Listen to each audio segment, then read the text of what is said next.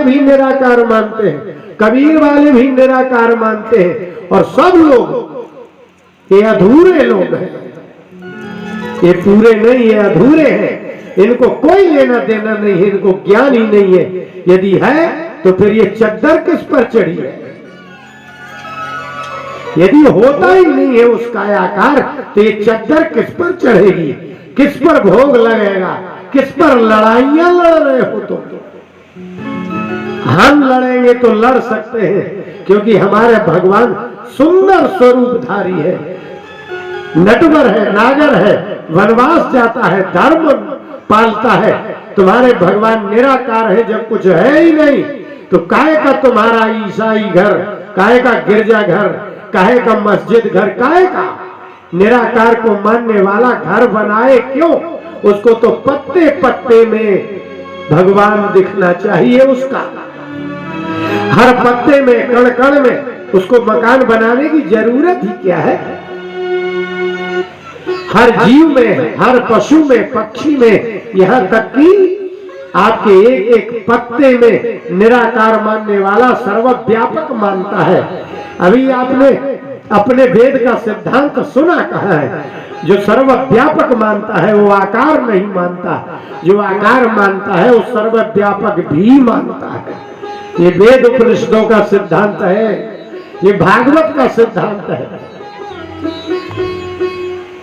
कि जो सब जगह है वो साकार भी है, लेकिन जो साकार नहीं मानते हैं, मूर्ति नहीं मानते हैं, तो वो क्यों गिरजा घर बनाए, क्यों ईसाई घर बनाए, क्यों बनाए भाई, जब को होता ही नहीं है? आपके लिए तो आपका खुदा सब जगह है, आपके लिए आपका ईसा मसीह सब जगह है, आपके लिए आपका निराकार निर्गुण निर्विकार सब जगह है। फिर मकान क्यों, भवन क्यों, चद्दर क्यों, अगरबत्ती क्यों, भोग क्यों? लेकिन ये ज्ञान ही नहीं है, ज्ञान है ही नहीं। इसलिए हमारे गुरु जी कहते थे, जिसको ज्ञान होता है वहां से संप्रदाय चलता है, जो संप्रदाय में जुड़ते हैं उनको ज्ञान नहीं होता।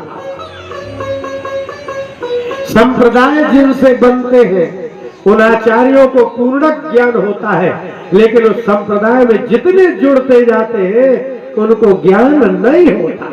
आपने कभी साकर देखी है घर में? वो जो कुंदा रहता है उसकी साकर के सबसे ऊपर वाली जो है वही उसमें फंसती है, और बाकी वाले में तो घुसती भी नहीं है, वो सब छोटे रहते हैं।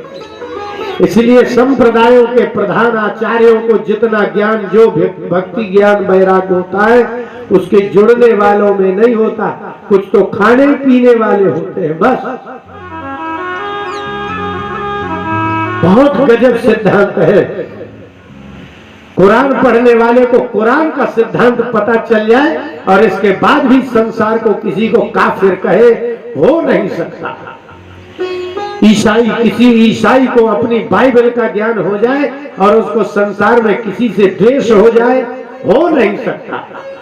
और किसी वेद पढ़ने वाले, पुराण ज्ञान और गीता का ज्ञान करने वाले हिंदू को ज्ञान हो जाए और संसार से द्वेष हो जाए, हो नहीं सकता, होता ही नहीं, हो ही नहीं सकता। इसका मतलब है कि दोष है तो अज्ञान है, आपका फल ही नहीं दिख रहा। फल दिखना चाहिए ना। खेत बोया जाए, नहीं जमा, बात खत्म। तो खूब कुरान की आयतें पढ़ो, खूब गीता के श्लोक पढ़ो, खूब बाइबल की अंग्रेजी पढ़ो, लेकिन जब देखो तब उल्टा बोलता है, उल्टा करता है, उल्टा रचता है, उल्टा सिखाता है। नहीं है, खत्म। इसलिए ये दशा है, इसलिए ये युद्ध है।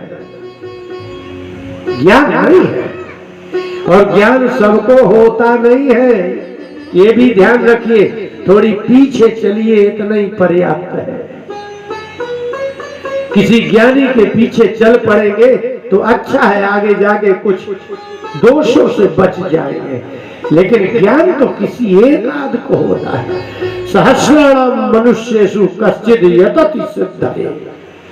कोई हजारों लोगों में कोई एक आदमी भगवान की ओर और शास्त्रों की ओर जाते हैं, ऐसे ढेर सारे थोड़ी चले जाते हैं। इसलिए मंदिर बनाए ही इसलिए जाते हैं। आदमी को करना क्या चाहिए?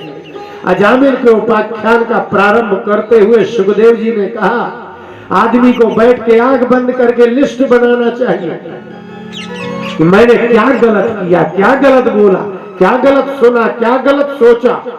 श्री कृष्ण गोविंद हरे मुरारे हे नाथ नारायण वासुदेव